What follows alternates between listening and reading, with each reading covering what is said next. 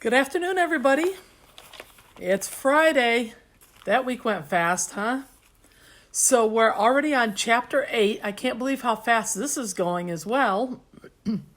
So I actually only have one vocabulary word for today, and that word is spontaneously.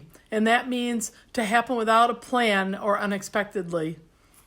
And one of the things I want you to pay attention to is, as I'm sharing the story, is how Jamie's actions of taking Atticus have affected other people. So just pay attention to that as you're listening to the story today. So chapter 8, Friday night, the sheriff. Pepper was the first to greet Jamie when she cruised into the driveway at Charlotte's. He loped up to her, his tongue lolling out of his mouth. Saliva dripped off the end. She parked her bike next to the kennel. Pepper chased her in, sniffing her legs, hands, and shorts. Jamie realized now he smelled Atticus on her, just like Atticus had smelled Pepper on her before. She was relieved to think people didn't have the same sense of smell or eyes would be on her right now. "Charlotte?"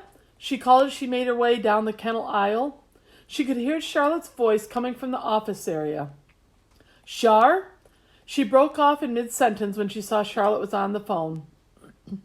"I understand," Charlotte said. She swiveled her chair when she noticed Jamie come through the door and held up a finger. "Yes, really, I understand. Hopefully we'll have located him by then." Charlotte rolled her eyes and lightly slapped her forehead with the heel of her hand. "Fine, I'll see you tomorrow." She replaced the receiver in the phone cradle and sighed. "Mike Williams will be here tomorrow afternoon." "Why?" Jamie asked. "He said he has other business he could handle in the area, so he decided to come out and take Atticus back with him." "Does he know Atticus isn't here?"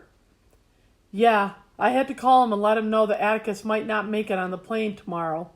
While we were on the phone, he went online and booked a flight for himself. He flies into Rochester at 1 o'clock tomorrow afternoon." She leaned back in her chair, put her hands over her face, and threw her head back. "I cannot believe this is happening." "Did Mr. Williams already pay you for Atticus?" "Only part of it. The other part he is going to send as soon as Atticus arrives safely." "And you'd trust him to do that? What if he took Atticus and then didn't give you any more money?" Charlotte turned her attention to some papers on her desk and jotted a note. "He's good for the money, Jamie." "How do you know?" "I just know." "How?" Charlotte swiveled the chair again toward Jamie, then raised her eyebrows and smacked her lips. "I was married to him for 5 years." "What?" Jamie stared at Charlotte, feeling like she'd never really seen her before. Shrugging, Charlotte returned to the paperwork on her desk. It was a long time ago. "I didn't know you had ever been married." "Well, now you know." She wrote some notes and then dropped the pen.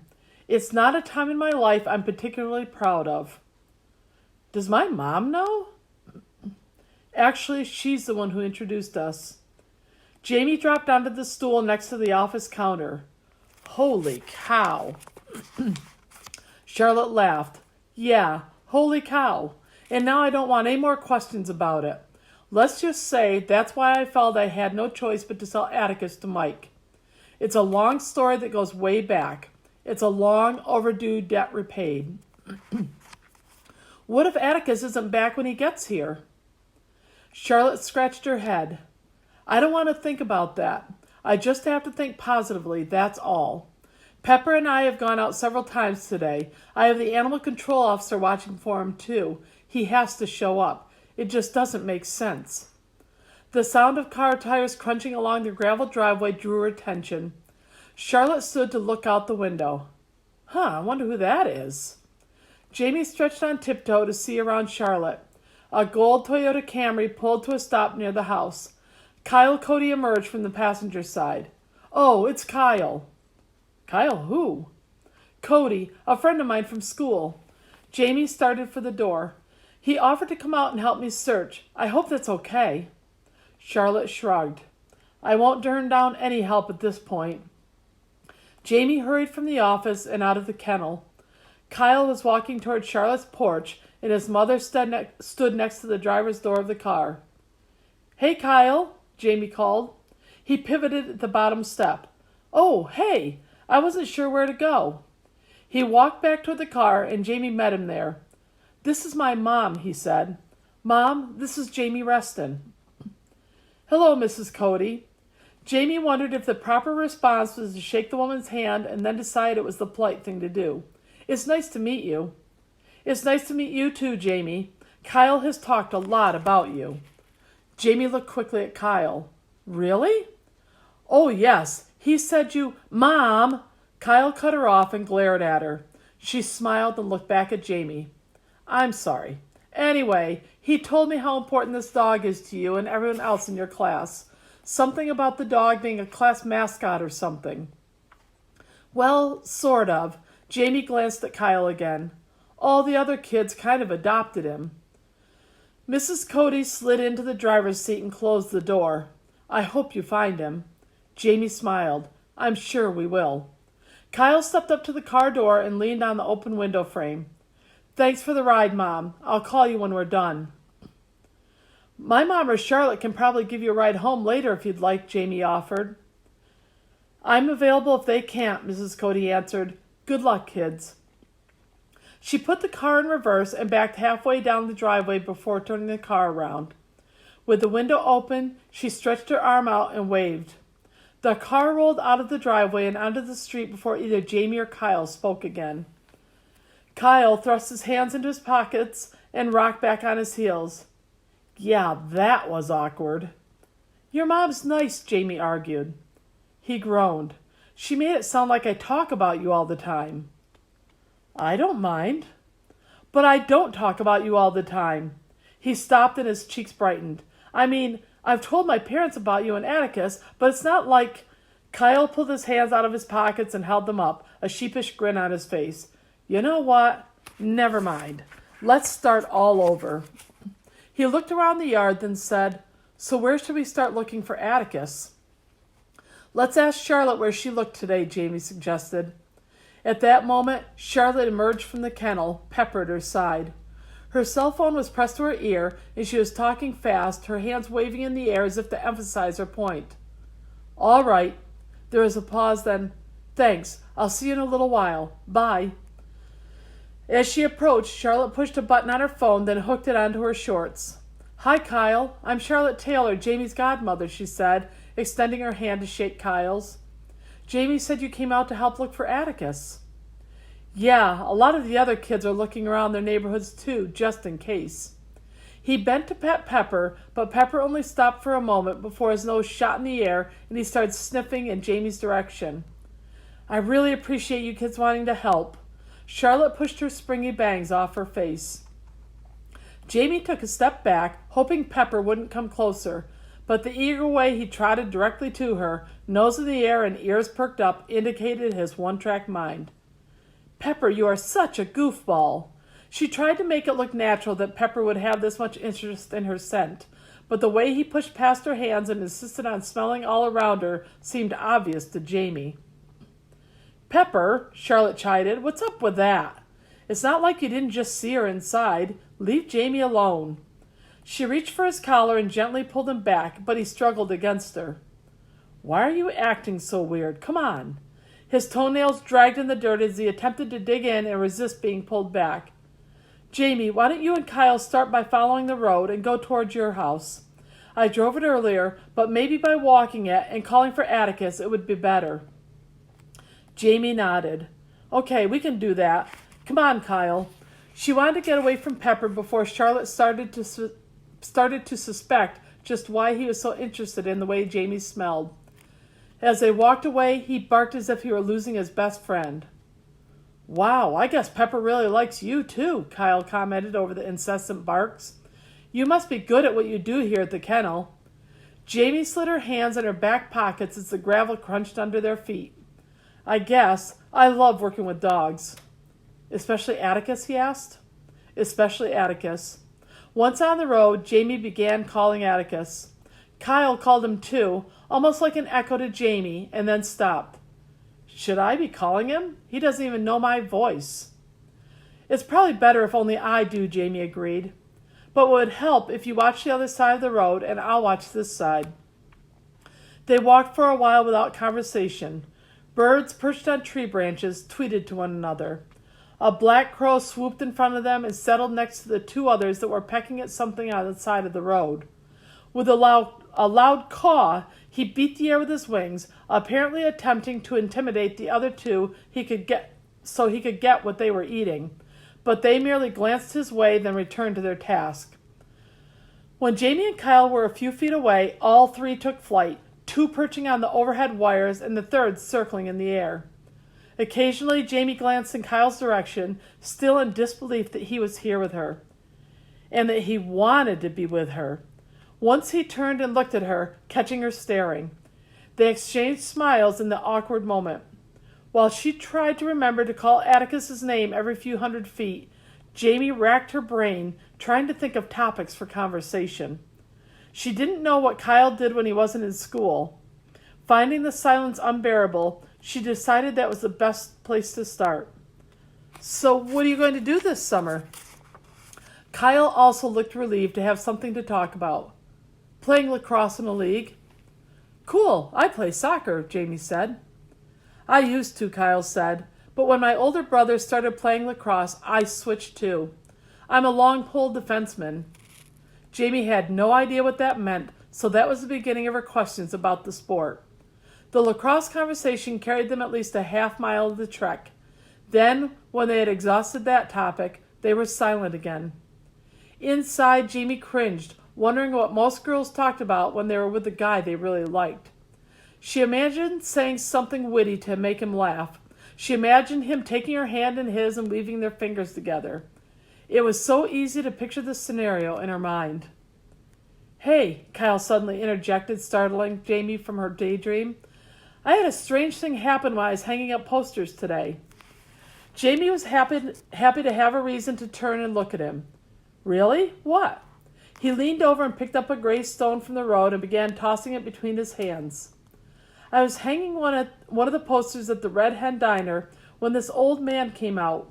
He stopped and looked at the poster, then said, Hey, that's my buddy, and pointed at Atticus. Jamie nodded. Was he wearing a Red Sox baseball cap and using a black walker with wheels on the front? Yeah, you know him? It was probably Mr. Hubbard from Shady Nook. Jamie kicked at a small pile of gravel as she walked. Stones and sand flew in all directions. The nursing home over in Turnerville? Kyle asked. Actually, it's part assisted living and part nursing home. He lives in the assisted living part. I take Atticus to the center as a therapy dog. I know Mr. Hubbard has an aide or someone who takes him out to lunch a couple of times a week. Well, he got really upset when he found out Atticus was missing, Kyle said. Mr. Hubbard used to have a golden retriever, so Atticus is particularly special to him. Kyle turned and hurled the stone he'd been tossing into the field next to them. He told the woman with him that he had an idea to get Atticus back. I hope it's a good one. It doesn't matter. I'm sure Atticus won't be missing for long. As soon as the words were out, Jamie regretted the comment. Kyle turned and gave her a surprised look. You sound pretty confident of that.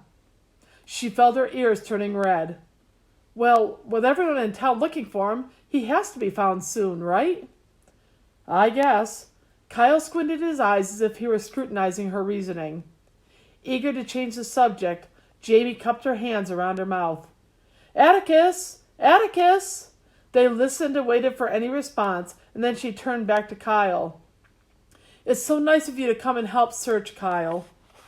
I feel bad that Atticus is missing, he said. Plus, there's something I wanted to ask you anyway. Okay. Jamie didn't know what else to say.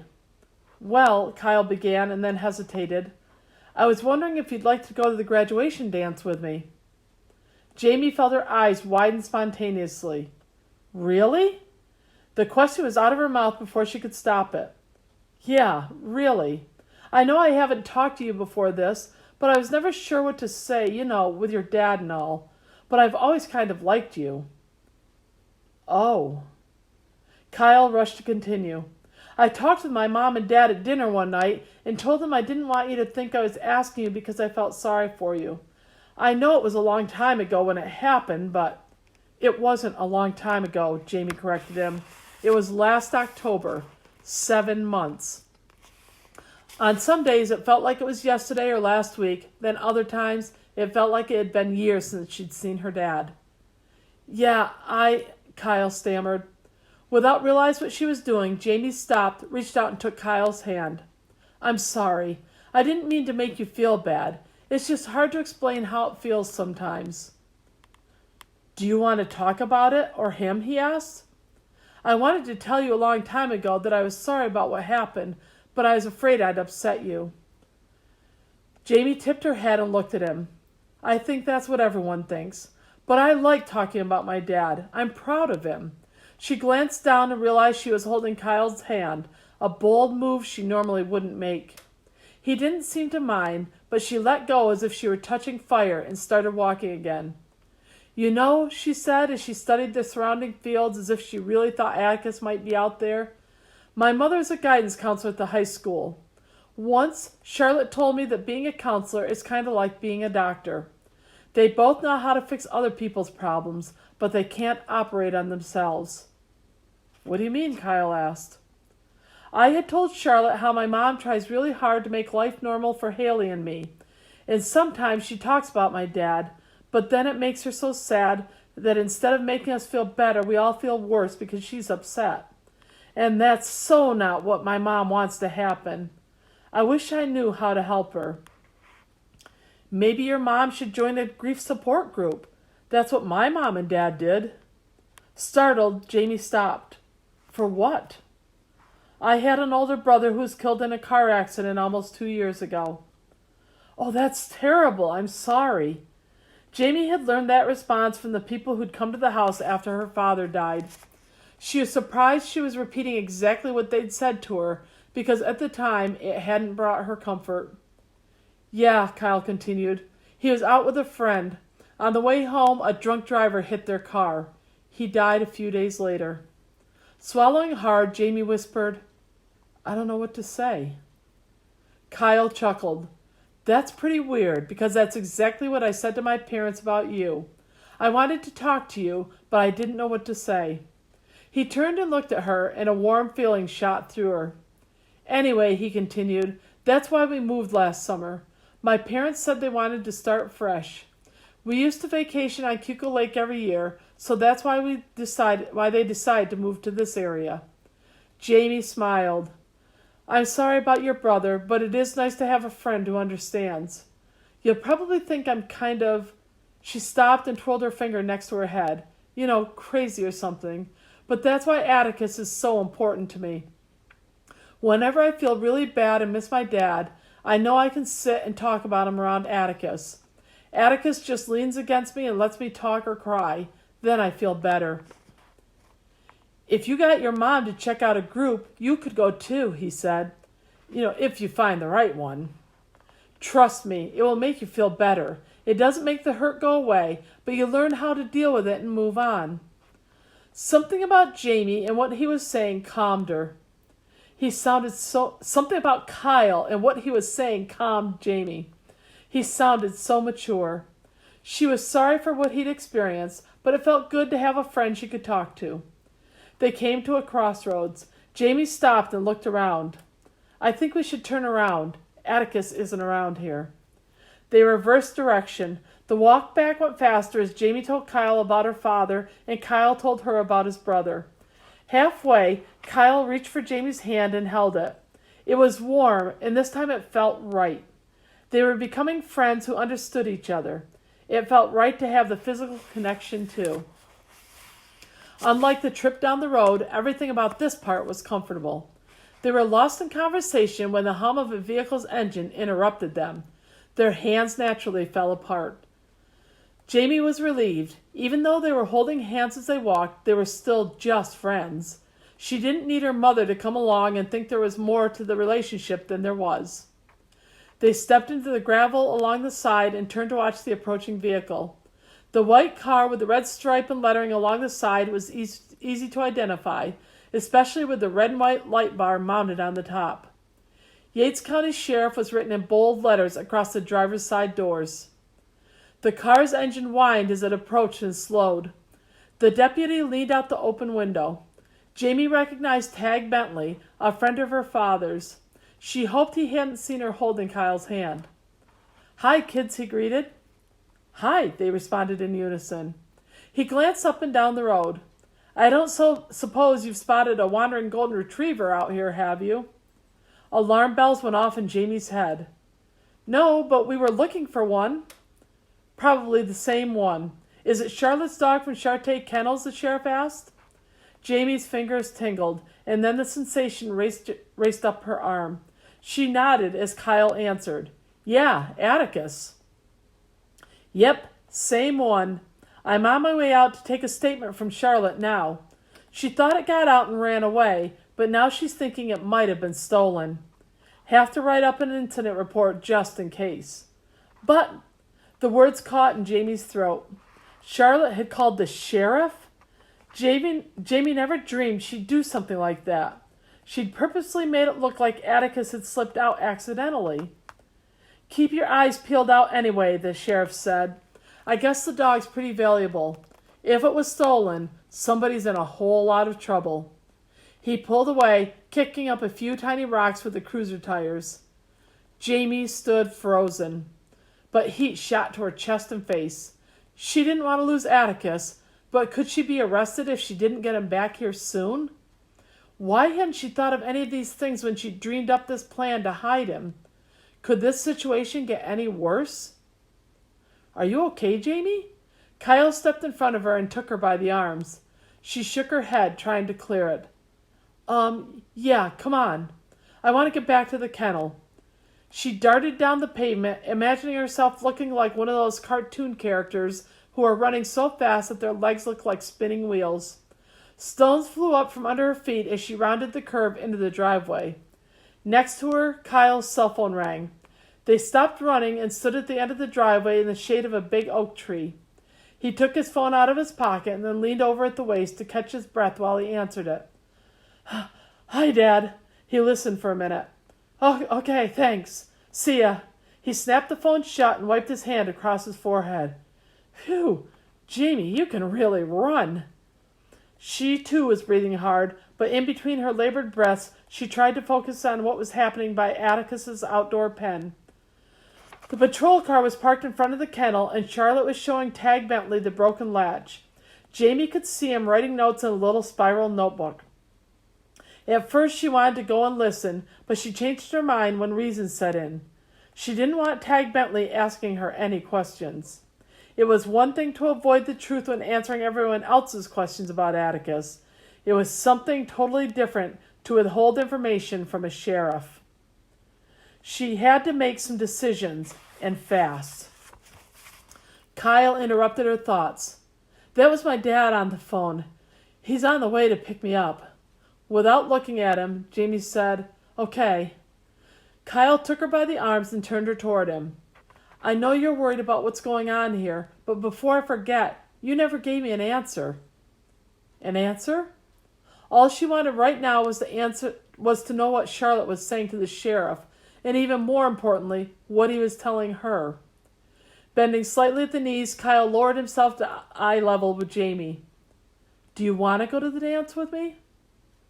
The way things were going, Jamie couldn't imagine she'd be free to go anywhere until she was 50. Were 13-year-old girls thrown into jail? Would Charlotte have any say in any of it if Jamie was arrested? She couldn't think straight, so a quick answer was her best option.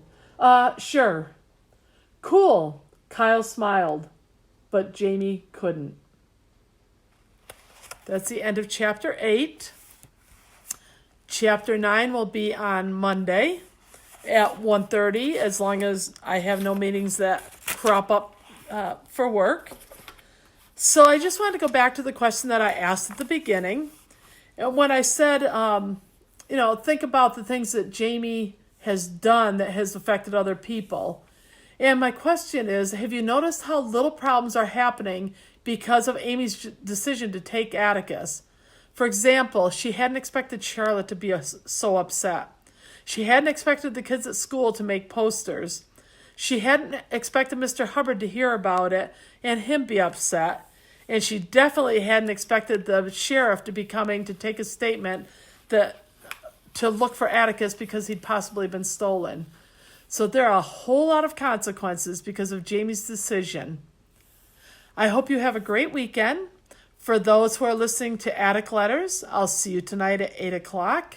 Everyone stay safe, enjoy your weekend, and I'll see you on Monday. Bye. And as always, feel free to leave comments, questions in the comment section below this video. Take care. Bye.